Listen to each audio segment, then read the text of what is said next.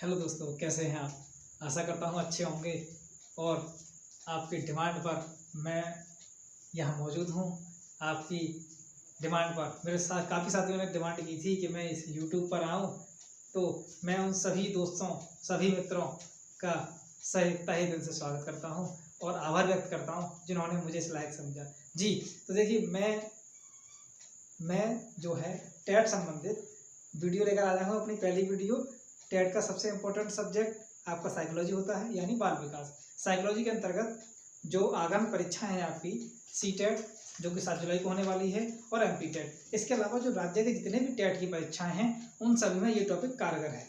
Topic कौन सा है जी, देखिए हाँ, एक बात और मैं आपको बता दूं टॉपिक के स्टार्ट करने से पहले कि मैं आपको जो भी टॉपिक बता रहा हूँ, टॉपिक का पार्ट फर्स्ट है ये।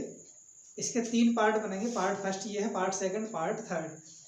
पार्ट फर्स्ट को बनाने के लिए मैं यहाँ आपको जो भी टॉपिक है उसकी परिभाषा बताऊंगा, उसकी विशेषता बताऊंगा और उसके प्रकार बताऊंगा। जी, इन तीनों को आप ध्यानपूर्वक सुनना और इसके बाद वीडियो के अंत में मैं आपसे 5 प्रश्न पूछूंगा। 5 प्रश्न पूछूंगा, वो 5 प्रश्न आपको बताएंगे कि आप कितने ध्यान से, कितने आप इस वीडियो के प्रति सजग हैं, कितने जो है और अपने अध्ययन के प्रति कितने जागरूक हैं, कितने अवेयर हैं। ओके, स्टार्ट करते हैं। जी, पुनः धन्यवाद मेरे सभी साथियों को और जी शुरुआत कर लेते हैं। Critical perspective of the construct of intelligence. दोस्तों ध्यानपूर्वक सुनना, आप मैं आपकी तरफ ही ध्यान दे रहा हूँ। Critical perspective of the construct of intelligence, ये C TET M P TET के सिलेबस में है और जितने भी राज्य की टेट की परीक्षाएं उन सभी में है। सो ध्यान देना। Critical perspective of the construct of intelligence and multi dimensional intelligence, बुद्धि की रचना का आलोचनात्मक स्वरूप और बहुआयामी बुद्धि। जी, मीन्स इंटेलिजेंस, इंटेलिजेंस चैप्टर है आपका। जी, शुरुआत कर लेते हैं, परिभाषाओं की बात कर लेते हैं। देखिए, जो स्थान गणित में फॉर्मूलों का है, अंग्रेजी में वोकेबुलरी का है, वही स्थान बाल विकास में परिभाषाओं को है। तो मैं आपको एक बात और बता दूं कि हम यहाँ फैक्चुअल कम पढ़ेंगे, विस्तृत यानी वाइड, उसका कंटेंट पर जोर अधिक देंगे, फैक्चुअल पर जोर कम देंगे। ओके, पढ़ लेते हैं, ध्यान दीजिए आप, परिभाषाओं पर ध्यान दे लेते हैं। सबसे पहली परिभाषा टर्मन महोदय ने दी है। टर्मन महोदय ने क्या परिभाषा दी है? बुद्धि अमूर्त विचारों के बारे में सोचने की योग्यता है।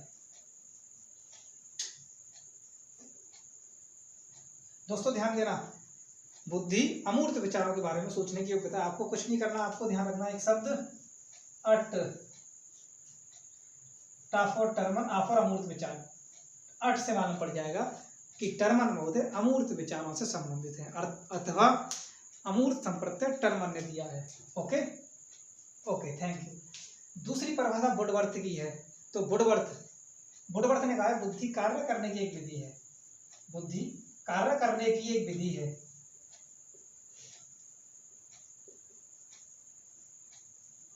दोस्तों ध्यानपूर्वक सुनना, आप समझना और ध्यान देना।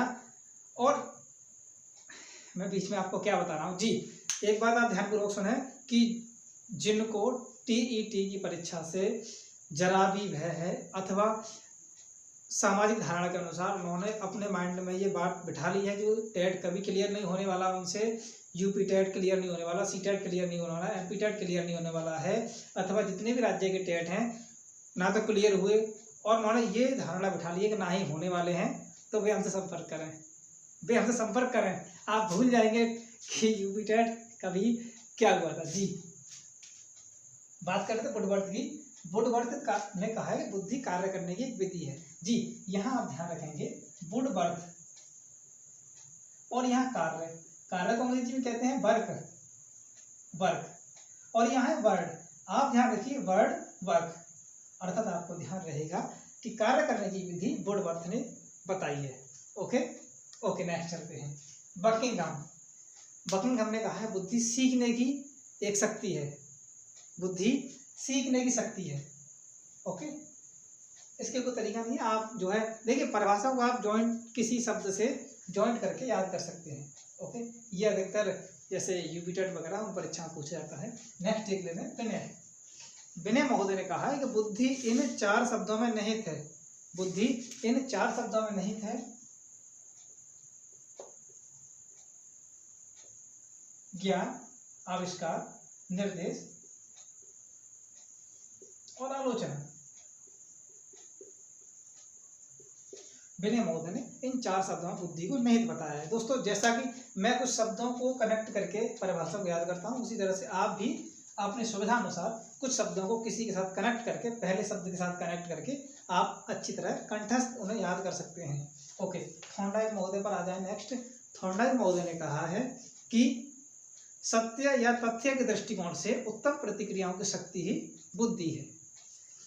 ओके, सत्य या तथ्य के दृष्टिकोण से उत्तम प्रतिक्रियाओं की शक्ति ही बुद्धि है। ओके दोस्तों, परिभाषाएं काफ़ी हैं, परिभाषाएं बहुत हैं, परिभाषाओं को नहीं देखते हैं, आगे देखते हैं विशेषताएं। ये केवल हमारे समझने के लिए है, बुद्धि क्या है, बुद्धि केवल एक समझने के लिए है। बुद्धि की विशेषताओं से मैं आपको बताऊंगा बुद्धि है क्या।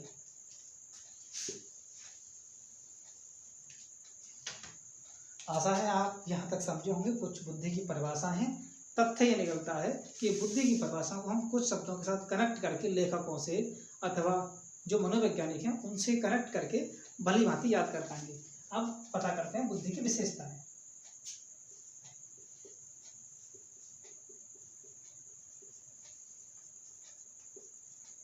आप नेगेटिव पॉइंट को हटा दें कि आपसे अगर टेट क्लियर नहीं हुआ है तो आगे भी नहीं हो पाएगा, इसको निकाल दें।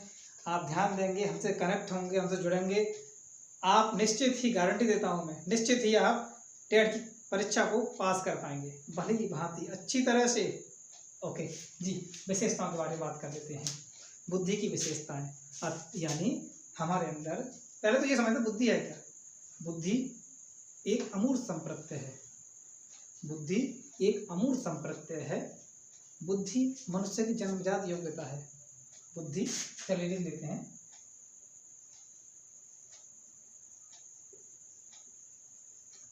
बुद्धि अमूर्त संप्रत्यय है। बुद्धि मनुष्य की जन्मजात शक्ति है।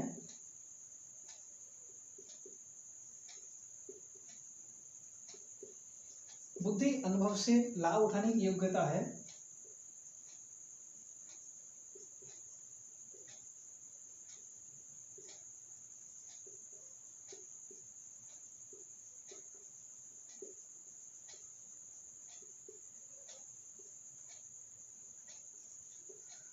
बुद्धि समस्या समाधान करने की योग्यता है।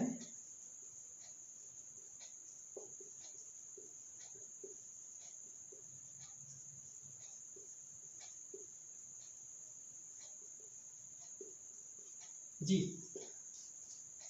बुद्धि पर लिंग का प्रभाव पड़ता है।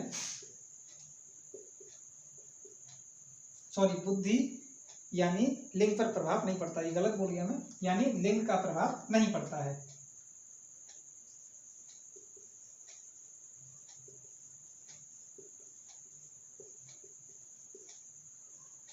बुद्धि वंशानुक्रम और वातावरण पर आधारित होती है, अर्थात इनके द्वारा ही ये निखरती है बुद्धि।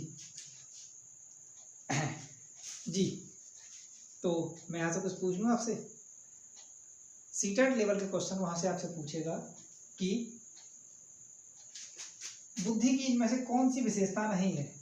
बुद्धि की इनमें से कौन सी विशेषता नहीं है, मैं आपसे पूछता हूँ।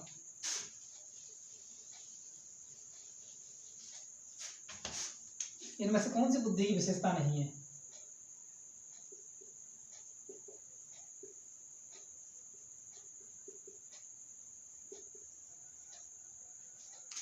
अथवा आपसे पूछा सकता है कि इनमें से क्या बुद्धि में समाहित नहीं है, अथवा इनमें से क्या बुद्धि के अंतर्गत शामिल नहीं किया जा सकता। आपका ऑप्शन ए होगा, बुद्धि अनुभव से लाभ उठाने की योग्यता है, मनुष्य की जन्मजात शक्ति है, समस्या समाधान करने की योग्यता है, अथवा समस्या उत्पन्न करने की योग्यता है।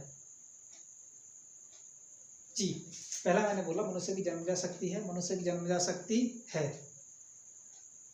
अनुभव से लाभ उठाने की योग्यता है। समस्या समाधान करने की योग्यता है, समस्या समाधान करने की योग्यता है। समस्या उत्पन्न करने की योग्यता है, समस्या उत्पन्न करने की योग्यता नहीं है। तो आपका ये चौथा पॉइंट गलत हो जाएगा। इस तरह से आपका सीटेट और एमपीटेट में क्वेश्चन पूछे जाते हैं।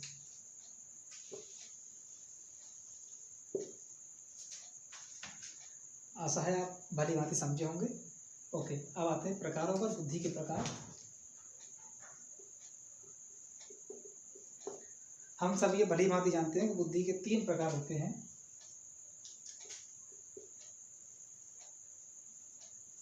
मूर्त बुद्धि,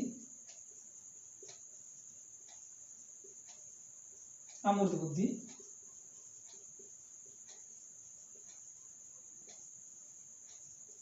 और सामाजिक बुद्धि। हम इस बात को भली भांति भी जानते हैं कि बुद्धि के 3 प्रकार थॉर्नडाइक ने दिए हैं। ओके, और इसका समर्थन गैरेट ने किया था। गैरेट मनोवैज्ञानिक ने बुद्धि के प्रकारों का समर्थन किया था। ओके, तो मूर्त बुद्धि को समझ लेते हैं।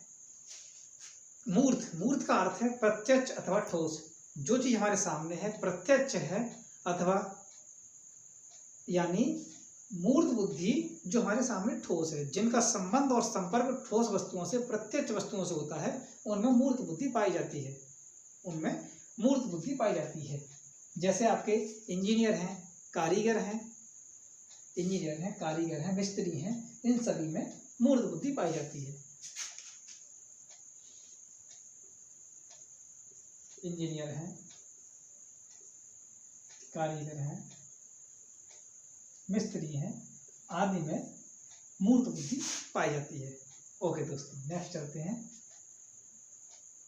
अमूर्त बुद्धि। अमूर्त बुद्धि इसका मूर्त का पूरा विपरीत है। अमूर्त बुद्धि, अमूर्त यानी इनका संबंध विचारों से होता है, कल्पनाओं से होता है, भावनाओं से होता है।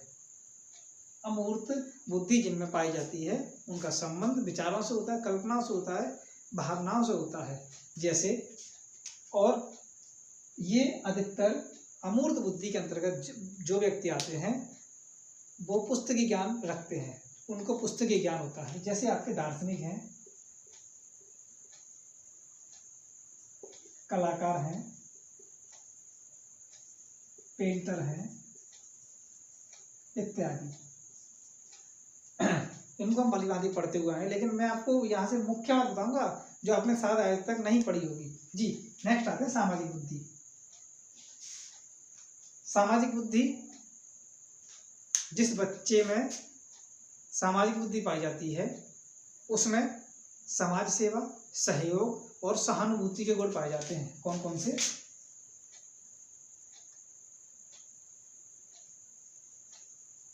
सहयोग, सहानुभूति और समाज सेवा के गुण पाए जाते हैं।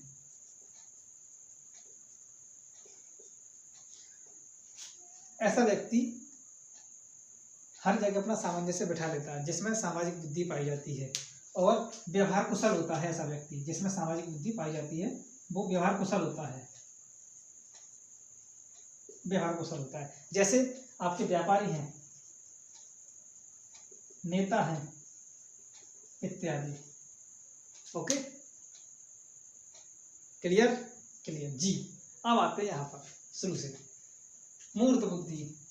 देखिए दोस्तों, आपने इनके मूर्त बुद्धि के केवल 2 से 4 नाम ही सुने होंगे, लेकिन मैं आपको 2 से 4 नामों से अधिक नाम बताने वाला हूं। देखिए, मूर्त बुद्धि। मूर्त बुद्धि को आप यहां लिख लेते हैं, या आपने नोट कर लिया होगा, यहां लिख लेते हैं।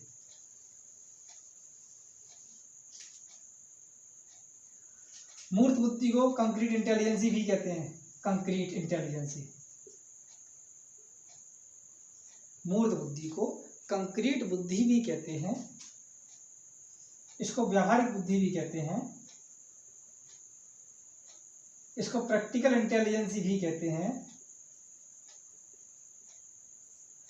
ठीक, इसको गामक बुद्धि भी कहते हैं। ओके, इसको गामक बुद्धि भी कहते हैं। इसका आपको स्थूल बुद्धि भी कहते हैं। ओके, ये आपके मूर्त बुद्धि के नाम है। हमने मूर्त, कंक्रीट भी कहते हैं, व्यावहारिक भी कहते हैं, प्रैक्टिकल भी कहते हैं, गामक भी कहते हैं, स्थूल भी कहते हैं। ओके, अमूर्त बुद्धि को क्या क्या कहते हैं? अमूर्त बुद्धि को आपका सैद्धांतिक बुद्धि कहते हैं। सैद्धांतिक यानी थ्योरेटिकल, थ्योरेटिकल इंटेलिजेंस इसको कहते हैं। इसको स्थूल बुद्धि भी, इसको सूक्ष्म बुद्धि भी कहते हैं, इसको सूक्ष्म बुद्धि भी कहते हैं। ओके, जैसा कि अमूर्त को इंग्लिश में कहते हैं एब्स्ट्रैक्ट।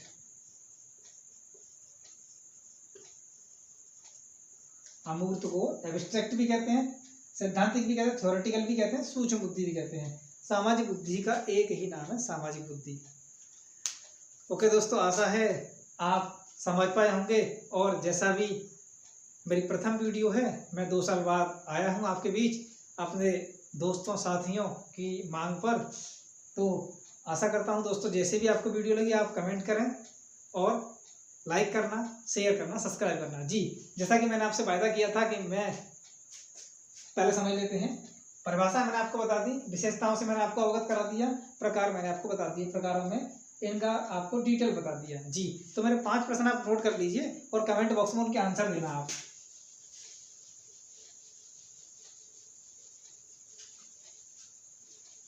ओके, मेरा पहला प्रश्न है,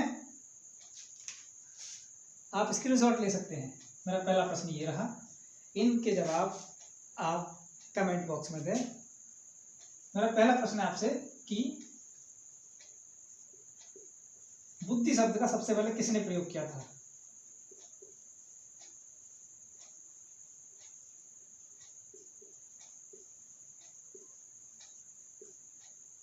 दोस्तों, ये मेरे फैक्चुअल क्वेश्चन ही है, लेकिन मैं यहाँ से जानना चाहता हूँ कि आप कितने अवेयर हैं। मेरे यहाँ कुछ बताने से पहले आप कितना जानते थे और मेरे यहाँ बताने के बाद आप कितना सीखे हैं अथवा कितना सीखेंगे, उस अवेयरनेस को मैं यहाँ से जानना चाहता हूँ। बुद्धि शब्द का सबसे पहले प्रयोग किसने किया था? दूसरा प्रश्न है आपके लिए, पहला प्रश्न, दूसरा प्रश्न, एक इंटीरियर डिजाइनर में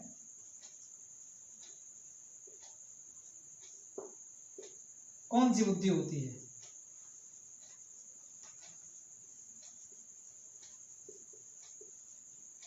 सुने आप, एक इंटीरियर डिजाइनर में बुद्धि का कौन सा प्रकार पाया जाता है? अर्थात मूर्त बुद्धि पाई जाती है, अमूर्त बुद्धि पाई जाती है अथवा सामाजिक बुद्धि पाई जाती है। तीसरा प्रश्न आपके लिए ये रहा,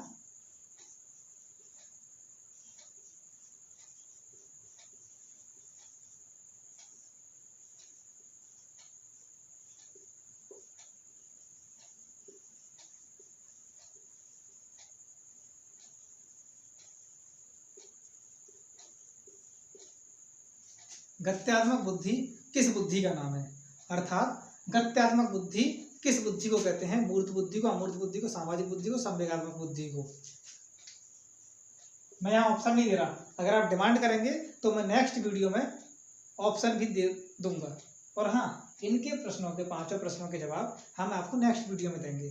जी, आपके लिए अगला प्रश्न है,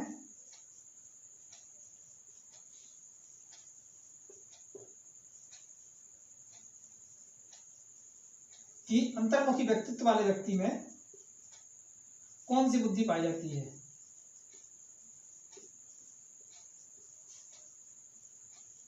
अंतर्मुखी जो व्यक्ति होता है, व्यक्तित्व वाला व्यक्ति होता है, इंट्रोवर्ट पर्सनैलिटी वाला व्यक्ति जो होता है, उसमें बुद्धि का कौन सा प्रकार पाया जाता है? और आपका 5वां यानी फाइनल प्रश्न ये रहा, आप मुझे बताएंगे कि बुद्धि को व्यक्ति की जन्मजात शक्ति किसने कहा है?